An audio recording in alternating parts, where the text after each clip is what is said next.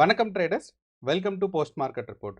So இன்னைக்கு நம்ம இந்த வீடியோவில் ஆகஸ்ட் 21 வியாழக்கிழமை நிஃப்டி, பேங்க் நிஃப்டி மற்றும் சென்செக்ஸ் வந்து என்ன நடக்கிறதுக்கான வாய்ப்பு இருக்குது அப்படிங்கிறத பார்க்க போகிறோம். அண்ட் இந்த அனாலிசிஸை நம்ம எப்படி பண்ண போகிறோம் அப்படின்னு பார்த்தீங்கன்னா, நம்ம வந்து ஃபஸ்ட்டு வந்து ஆகஸ்ட் 20 அதாவது இன்னைக்கு வந்து Nifty, bank Nifty and Sensex வந்து எப்படி வந்து ப்ரைஸ் ஆக்ஷன் நடந்திருக்கு ஒன்று. ரெண்டாவது, இந்த ப்ரைஸ் ஆக்ஷன் மூலியமாக ஏதாவது முக்கியமான ரெசிஸ்டன்ஸ் அண்ட் சப்போர்ட்ஸ் வந்து கிராஸ் ஆயிருக்கா அப்படிங்கிறனால நாளையோட மார்க்கெட்டுக்கு ரெசிஸ்டன்ஸ் அதே தான் இருக்குமா, இல்லை வேற ரெசிஸ்டன்ஸ் ஏதாவது இருக்கா அப்படிங்கிறத நம்ம பார்ப்போம். ஒன்று.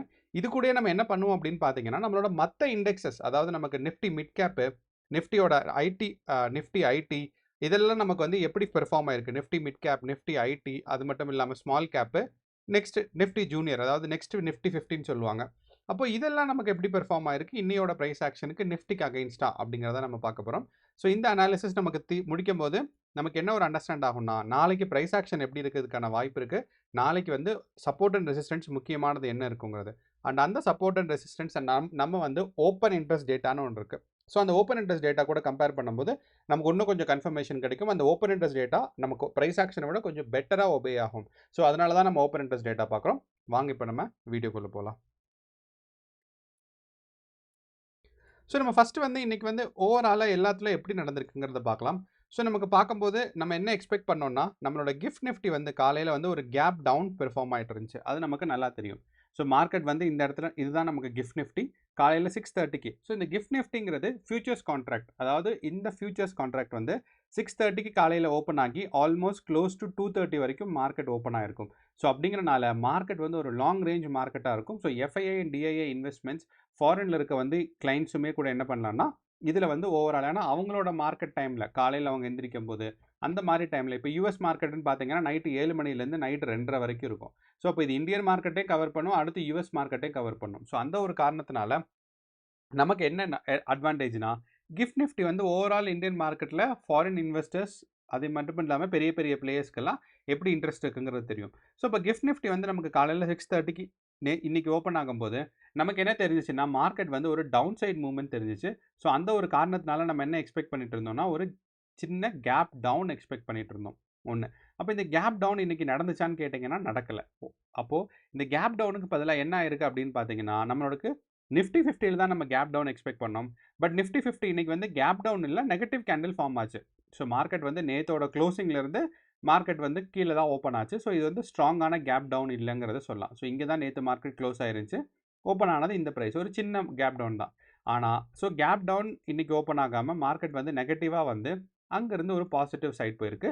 அண்ட் எனக்கு தெரிஞ்ச ஒரு 9:30க்கு அப்புறம் செகண்ட் கேண்டலுக்கு அப்புறம் நெகட்டிவ் சைடே வரல. இது நம்ம 3 மினிட்ஸ் இல்லைனா 1 மினிட் டைம் ஃப்ரேமில் வச்சாலுமே கூட நமக்கு வந்து இது வந்து ஓவராலாக பாசிட்டிவ் கேண்டில் தான் இருக்குது. ஸோ இது வந்து 50 சிம்பிள் மூவிங் ஆவரேஜில் ஒரே ஒரு டைம் தான் ரெசிஸ்டன்ஸ் சப்போர்ட் எடுத்திருக்கு. அதுக்கப்புறம் பார்த்தீங்கன்னா எல்லாமே வந்து 20 சிம்பிள் மூவிங் ஆவரேஜில் தான். ஸோ நீங்கள் ஒரு என்ன சிம்பிள் ஸ்ட்ராட்டஜி இன்றைக்கி பில்ட் பண்ணி வச்சுருந்தாலும் அழகாக இன்றைக்கி ப்ராஃபிட் எடுத்துருக்கலாம். ஏன்னா இன்றைக்கி வந்து மார்க்கெட் யூனி டைரக்ஷனல், ஒரே ஒரு டைரக்ஷன் தான் போயிருக்கு. அங்கேருந்து ரிவர்ஸ் ஆகிறதுக்கான ஒரு சிம்டமும் கொடுக்கல. ஸோ யூஸ்வலாக என்ன நடக்கும் அப்படின்னா, காலையில் 9:30க்கு ஓப்பன் ஆகுதா 10 o'clock வரைக்கும் மேலே போகும். அடுத்து ஒரு 2 hours மார்க்கெட் கீழே வர மாதிரி வந்துட்டு திருப்பி போகும். ஸோ அப்படின்னா இந்த மேலே போன ப்ராஃபிட்ஸ் எல்லாமே திருப்பி எடுத்துகிட்டு தான் மேலே போகிற மாதிரி.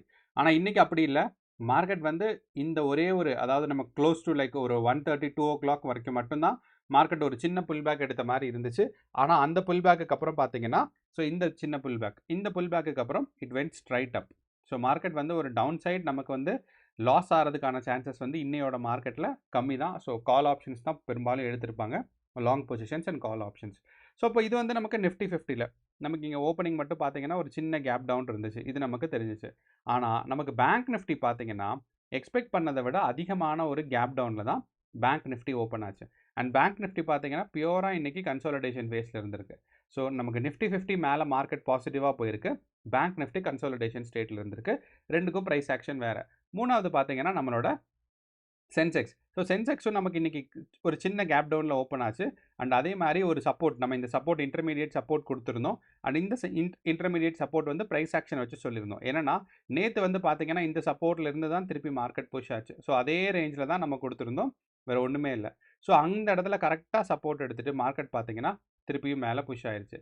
அப்போது இன்னையோட ரெசிஸ்டன்ஸ் அண்ட் சப்போர்ட் வந்து நமக்கு சேஞ்ச் ஆகிருக்கு அப்படிங்கிறத நம்ம சொல்லலாம். ஓகே, அடுத்து நம்மளோட மற்ற இண்டெக்ஸஸ், அதாவது நான் முன்னாடியே சொன்ன மாதிரி நம்மளோட Nifty small mid cap. So இது வந்து நிஃப்டி மிட் கேப்பு.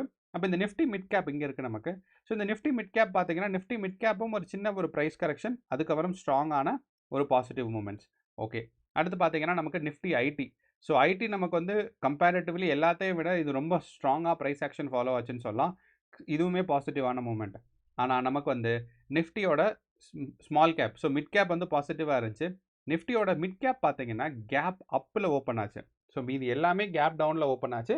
இந்த நிஃப்டியோட மிட் கேப் ஸ்மால் கேப் மட்டும் மார்க்கெட் வந்து கேப் அப்பில் ஓப்பன் ஆகிட்டு ஒரு சின்ன ப்ரைஸ் கரெக்ஷன் வந்துட்டு திருப்பியும் பாசிட்டிவ்.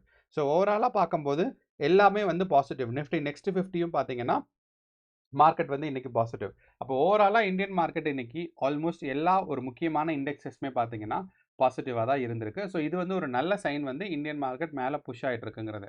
ஆனால் இதுக்கு நேர்மாறாக ஒரே ஒரு விஷயம் தான் நடந்துட்டு இருக்கு. என்ன அப்படின்னா Indian rupee versus US dollar. So இந்த US dollar versus Indian rupee மட்டும் பார்த்தீங்கன்னா வீக் ஆகிட்டே இருக்கு. ஸோ எப்போ வந்து இது வந்து ரொம்ப வீக் ஆகுதோ, அதாவது நமக்கு 87லேருந்து இன்னும் கொஞ்சம் மேலே போச்சுன்னா நிறைய இன்வெஸ்ட்மெண்ட்ஸ் வரும். அண்ட் இது 86 ரேஞ்ச் வந்துருச்சு அப்படின்னா நம்மளோட மார்க்கெட்ஸ் வந்து கீழே வரும். ஸோ இதுக்கு என்ன காரணம் அப்படின்னா எப்போ வந்து யூஎஸ் மார்க்கெட் யூஎஸ்டியோட வேல்யூ அதிகமாகுதோ, ஸோ முன்னாடி வந்து நம்ம வந்து ஒரு எக்ஸாம்பிள் எடுத்துக்கலாம். இப்போ வந்து 87 இருக்குது. ஸோ 87லேருந்து ஒரு யூஎஸ் டாலர் நீங்கள் கையில் வச்சுருக்கீங்க. அந்த 87லேருந்து உங்களுக்கு சம்டைம்ஸ் இது வந்து 90 ரூபாயாக மாறுச்சுன்னா, முன்னாடி நீங்கள் 87 ரூபாய்க்கு வாங்கிட்டு இருந்த பொருளை இப்போ வந்து நீங்கள் 90 ரூபாய்க்கு வாங்க முடியும் உங்கள்கிட்ட இருக்க அந்த ஒரு யூஎஸ் டாலர் வச்சுமே. ஸோ அப்படிங்கிறனால யூஎஸ் டாலரோட மதிப்பு கூடுது, இந்தியன் ருப்பியோட மதிப்பு குறையுதுன்னு அர்த்தம். ஸோ அதே இது கீழே குறைஞ்சிச்சு அப்படின்னா இன்னைக்கு வந்து நீங்கள் 87 ரூபாய் இருக்க பொருளை நீங்கள் ஒரு யூஎஸ்டி வச்சு வாங்க முடியாது. ஒரு யூஎஸ்டி ப்ளஸ் இன்னும் கொஞ்சமும் கொடுத்தா தான் நீங்கள் வந்து மார்க்கெட் வந்து உங்களுக்கு வந்து அந்த பொருளை வாங்க முடியும். ஸோ அப்போ யூஎஸ்டி வீக் ஆகுது. ஸோ எப்போ யூஎஸ்டி வீக் ஆகுதோ அப்போ நமக்கு இந்தியன் மார்க்கெட்டும் டவுன்ஃபால் ஆகும். ஏன்னா ஃபாரின் இன்வெஸ்டர்ஸ் லைக் பண்ண மாட்டாங்க. ஸோ அந்த ஒரு காரணத்தினால யூஎஸ்டி ஸ்ட்ரென்தன் ஆனால் தான் இந்தியன் மார்க்கெட்டும் மேலே புஷ் ஆகிறதுக்கான சான்சஸ் இருக்குது. ஃபாரின் இன்வெஸ்ட்மெண்ட்ஸ் நிறையா வரும். ஸோ இதுதான் வந்து யூஎஸ்டி வர்சஸ் நம்மளோட மார்க்கெட் பிக்சர். ஓகே, அப்போ நம்ம இப்போ ஓவராலாக இப்போ நமக்கு மார்க்கெட் என்ன நடந்திருக்குங்கிறத பார்த்தோம். இப்போ நமக்கு வந்து Nifty and bank Nifty and சென்செக்ஸில் நாளைக்கு மார்க்கெட் என்ன நடக்கிறதுக்கான சான்சஸ் இருக்குன்னு. அப்போ நமக்கு ப்ரைஸ் ஆக்ஷன் வச்சு பார்க்கும்போது இன்ட்ராடேல நமக்கு இந்த இடத்துல ஒரு ஸ்ட்ராங்கான ரெசிஸ்டன்ஸ் இருக்கிற மாதிரி தெரியுது. அப்போது நமக்கு இன்ட்ராடேல பார்க்கும்போது ஃபஸ்ட்டு ரெசிஸ்டன்ஸ்னு சொன்னோம்னா நமக்கு வந்து 82,000 அப்படிங்கிறது சொல்லலாம். ஸோ 82,000 தான் பார்த்தீங்கன்னா நமக்கு வந்து நாளைக்கு சென்செக்ஸை பொறுத்தளவு ஃபஸ்ட்டு இருக்கிற ரெசிஸ்டன்ஸ் 1. ஓகே, அப்போ இந்த R1 தான் நமக்கு வந்து நிஃப்டியில் இருக்கிற 1. ஸோ அங்கேருந்து சப்போர்ட் பார்த்தீங்கன்னா இந்த இடத்துல இருக்குது நமக்கு சப்போர்ட்டு. ஸோ இந்த சப்போர்ட்க்கு நம்ம புதுசாக ஒரு லைன் வரைஞ்சிடலாம். ஸோ இது வந்து நம்ம ப்ரைஸ் ஆக்ஷன் பேஸ் பண்ணி பண்ணுறோம்.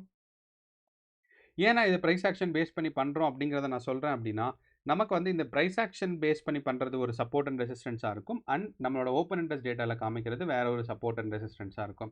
அப்போ நாளையோட மார்க்கெட்டுக்கு இப்போ இருக்கிற பொசிஷன்லேருந்து ஒரு 150 பாயிண்ட்ஸ் மேலே புஷ் ஆகி இருக்கிறது தான் நமக்கு பார்த்தீங்கன்னா ஒரு ஸ்ட்ராங்கான ரெசிஸ்டன்ஸாக இருக்குது. அண்ட் அங்கேருந்து டவுன் சைடு வரணும்னா நமக்கு இமீடியட்டாக இப்போ ஆல்மோஸ்ட் க்ளோஸ் டு சப்போர்ட் இருக்குது.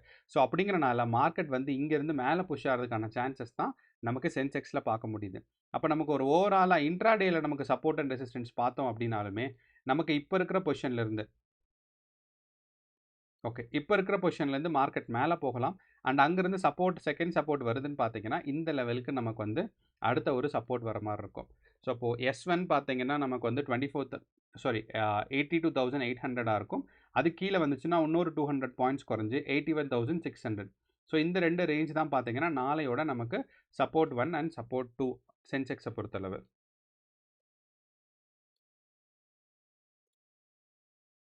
ஓகே, ஸோ சென்செக்ஸ் வந்து அப்போ நாளைக்கு மேலே புஷ் ஆகிறதுக்கான சான்சஸ் கொஞ்சம் அதிகமாக தான் இருக்குது. இப்போ சென்செக்ஸோட நம்ம ஓப்பன் இன்ட்ரெஸ்ட் டேட்டா நமக்கு பார்த்தோம் அப்படின்னா சென்செக்ஸோட ஓப்பன் இன்ட்ரெஸ்ட் டேட்டாவில் நமக்கு வந்து ஆல்மோஸ்ட் லைக் ஒரு ரேஞ்ச் பவுண்டாக இருக்கிறதுக்கான வாய்ப்புகள் இருக்குது.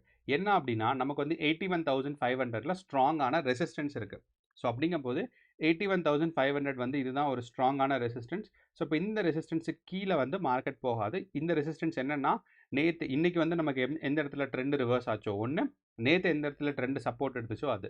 ஸோ இது வந்து ஒரு ஸ்ட்ராங் ரெசிஸ்டன்ஸ் அப்படிங்கிறனால இந்த ரெசிஸ்டன்ஸ் ஜோனை நான் வந்து ஒரு ரெட் கலரில் மார்க் பண்ணி வச்சிடுறேன்.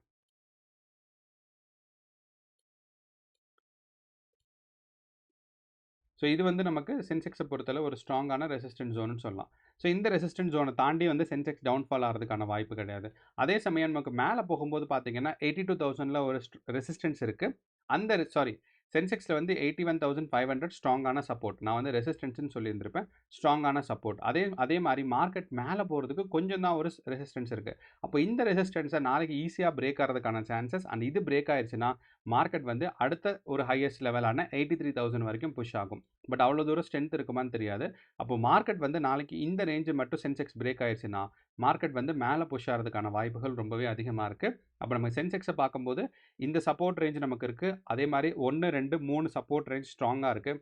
பட் ரெசிஸ்டன்ஸ் வந்து ஸ்ட்ராங்காக இல்லாதனால மார்க்கெட் இங்கேருந்து கிராஸ் ஆச்சுன்னா நமக்கு 82,500 இல்லைனா 83,000 வரைக்கும் புஷ் ஆகிறதுக்கான சான்சஸ் நமக்கு நிறையாவே இருக்குது. ஸோ அப்படிங்கிறனால நாளைக்கு வந்து ஒரு கால் ஆப்ஷன்ஸ் தான் நிறையா பேர் எடுப்பாங்க. ஸோ கேர்ஃபுல்லாக ட்ரேட் பண்ணுங்கள். அடுத்து நமக்கு பார்க்கும்போது நம்மளோட நிஃப்டி 50. இப்போ நிஃப்டி 50யும் ஆல்மோஸ்ட் லைக் நமக்கு பாசிட்டிவாக தான் இருக்குது. ஸோ நம்ம ஏற்கனவே சொல்லியிருந்தோம் நிஃப்டி 50ல் என்ன அப்படின்னா இந்த பாக்ஸ்குள்ளேருந்து பிரேக் அவுட் ஆகலை அப்படின்னா மார்க்கெட் வந்து மேலே தான் போகும், கீழே வராதுன்னு. ஸோ அதே மாதிரி மார்க்கெட் வந்து இந்த இடத்துல வந்து கீழே பிரேக் அவுட் ஆகலை. இன்றைக்கி மார்க்கெட் ஓப்பன் ஆனது 2வது கேண்டில்லே மார்க்கெட் மேலே போயிடுச்சு நம்மளோட நிஃப்டி 50. அண்ட் நிஃப்டி 50 முக்கியமான ரெசிஸ்டன்ஸான 25,000 கிராஸ் பண்ணிடுச்சு. அப்படிங்கிறனால இந்த ஜோன் வந்து என்ன ஆயிருக்குன்னு பார்த்தீங்கன்னா இதுக்கு அடுத்து வந்து நமக்கு இந்த ஜோன் ஒரு முக்கியமான சப்போர்ட் லெவலாக ஒர்க் ஆகும். ஸோ அப்படிங்கிறனால நான் இதை டெலிட் பண்ணிவிட்டு ஸோ இப்போ நிஃப்டி 50யை பொறுத்தளவு நமக்கு நாளைக்கு சப்போர்ட் ரேஞ்சுன்னு பார்த்தோம்னா நமக்கு வந்து 25,000 தான் நாளைக்கு நிஃப்டி 50யோட ஒரு ஃபஸ்ட்டு சப்போர்ட் ரேஞ்ச். அண்ட் நம்மளோட ஓப்பன் இன்ட்ரெஸ்ட் டேட்டாவும் மோஸ்ட்டாக அதை தான் சொல்லணும். ஸோ நிஃப்டி 50யோட ஓப்பன் இன்ட்ரெஸ்ட் டேட்டா பார்த்தோம்னா 25,000 ஸ்ட்ரைக் ப்ரைஸில் பார்த்தீங்கன்னா கால் ஆப்ஷன்ஸ் குறைஞ்சிருக்கு. ஸோ அப்படின்னா மார்க்கெட் இது வந்து கால் ஆப்ஷன்ஸில் இல்லை, மார்க்கெட் இங்கே கீழே போகும் அப்படின்னு எக்ஸ்பெக்ட் பண்ணியிருக்காங்க. அடுத்து வந்து புட் ஆப்ஷன்ஸோட ஸ்ட்ரைக் ப்ரைஸ் பார்த்தீங்கன்னா ஓஏ ஓப்பன் இன்ட்ரெஸ்ட் சேஞ்ச் வந்து ரொம்ப ஸ்ட்ராங்காக இருக்குது. ஸோ அப்படிங்கிறனால இந்த 25,000 வந்து ஸ்ட்ராங்கான ஒரு சப்போர்ட்டாக ஒர்க் ஆகிறதுக்கான சான்சஸ் இருக்குது. ஸோ அப்படிங்கிறனால மார்க்கெட் இங்கேருந்து டவுன் சைட் புஷ் ஆகி திருப்பி மேலே போகும். மேபி இங்கேருந்து டைரெக்டாக மேலே போகிறதுக்கும் சான்சஸ் இருக்குது. இல்லைனா இங்கே டவுன் சைட் புஷ் ஆகி ஒரு புல் பேக் எடுத்துகிட்டு மேலே போகிற மாதிரி இருக்கும். அப்படி மேலே போனால் எது வரைக்கும் போகலாம்னா மினிமம் 25,100 வரைக்கும் போகலாம். அண்ட் அது பிரேக் அவுட் ஆயிடுச்சுன்னா 25,500 வரைக்கும் போகலாம். ஸோ அப்படிங்கிறனால இந்த 25,100 அப்படிங்கிறது தான் நமக்கு ஃபஸ்ட்டு ரெசிஸ்டன்ஸாக இருக்கும். அண்ட் 25,100 நமக்கு கிராஸ் ஆயிடுச்சு அப்படின்னா ரெசிஸ்டன்ஸ் வந்து 25,500 மாறிடும். ஸோ இது வந்து R1. அதே சமயம் நமக்கு ரெசிஸ்டன்ஸ் 2 அப்படின்னு பார்த்தோன்னா 25,500. இந்த இடத்துல நமக்கு ஒரு ஏற்கனவே ஒரு ரெசிஸ்டன்ஸ் பாயிண்ட்ஸ் இருக்குது. ஓகே, ஸோ இப்போ நிஃப்டி மேலே போகிறதுக்கான வாய்ப்புகள் தான் அதிகம். அதே சமயம் நமக்கு வந்து கீழே வரதுக்கான ஒரு ஸ்ட்ராங்கான சப்போர்ட் இருக்குது. ஏன்னா இந்த இடத்துல நமக்கு OA சேஞ்ச் பார்த்தீங்கன்னா ஆல்மோஸ்ட் லைக் சேஞ்ச் மட்டுமே ஒரு 28 குவான்டிட்டிஸ் இருக்குது. ஸோ ஓவராலாக OA எவ்வளோ இருக்குன்னு பார்த்தீங்கன்னா 2 crore குவான்டிட்டிஸ் இருக்குது. ஸோ அப்படிங்கிறனால இந்த 2 crore குவான்டிட்டிஸ் புட் ஆப்ஷன்ஸில் 25,000 இருக்கிறனால இது வந்து ரொம்ப ஸ்ட்ராங்கான ஒரு சப்போர்ட்டாக இருக்கும். இங்கேருந்து மார்க்கெட் டவுன்ஃபால் ஆகிறதுக்கான வாய்ப்புகள் கொஞ்சம் கம்மி தான். ஓகே, அடுத்து 3வது பார்க்கும்போது நம்மளோட bank Nifty data. Bank Nifty data இன்றைக்கே ஒரு கன்சாலிடேஷன் ஃபேஸில் தான் இருந்துச்சு. ஸோ அந்த கன்சாலிடேஷன் ஃபேஸில் இருந்தனால பேங்க் நிஃப்டியோட சப்போர்ட் அண்ட் ரெசிஸ்டன்ஸ் வந்து சேமாக தான் இருக்க போகுது. அப்படிங்கன்னா பேங்க் நிஃப்டியோட சப்போர்ட் என்னவாக இருக்குன்னு பார்த்தீங்கன்னா 55,600 தான் பேங்க் நிஃப்டியோட சப்போர்ட் இருக்கும். ரெசிஸ்டன்ஸ் பார்த்தீங்கன்னா 56,000 இருக்கும். ஸோ இன்னொன்று நான் சொல்கிறேன், இது நம்ம நிறையா தடவை சொல்லியிருக்கேன், பட் இருந்தாலும் மறுபடியும் சொல்கிறேன். என்ன அப்படின்னா நமக்கு வந்து இப்போ 56,000 தான் ரெசிஸ்டன்ஸ் அப்படின்னு சொன்னோன்னா எக்ஸாக்டாக 56,000 கிடையாது. 56,000லேருந்து ஒரு 50 பாயிண்ட்ஸ் மேலே, ஒரு 50 பாயிண்ட்ஸ் கீழே. அப்போது இந்த மாதிரி ஒரு ஜோன் தான் வந்து பார்த்தீங்கன்னா சப்போர்ட் அண்ட் ரெசிஸ்டன்ஸ் ஜோனாக இருக்கும். ஏன்னா நமக்கு வந்து இங்கே ஓப்பன் இன்ட்ரெஸ்ட் டேட்டாவில் ஸ்ட்ரைக் ப்ரைஸ் பார்த்தோன்னா ஒரு ஸ்ட்ரைக் ப்ரைஸ்க்கும் சின்ன சின்ன டிஃப்ரென்ஸ் இருக்கும். ஃபார் எக்ஸாம்பிள் இந்த இடத்துல பார்த்தோன்னா நமக்கு வந்து ஒரு 100 பாயிண்ட்டுக்கு தான் ஸ்ட்ரைக் ப்ரைஸ் இருக்குது. ஸோ அந்த ஒரு காரணத்தினால நமக்கு வந்து ஸ்ட்ரைக் ப்ரைஸ் அப்போ இந்த 100 பாயிண்ட் மேலே கீழே வந்து சப்போர்ட் அண்ட் ரெசிஸ்டன்ஸ் ஜோனாக ஒர்க் ஆகலாம்.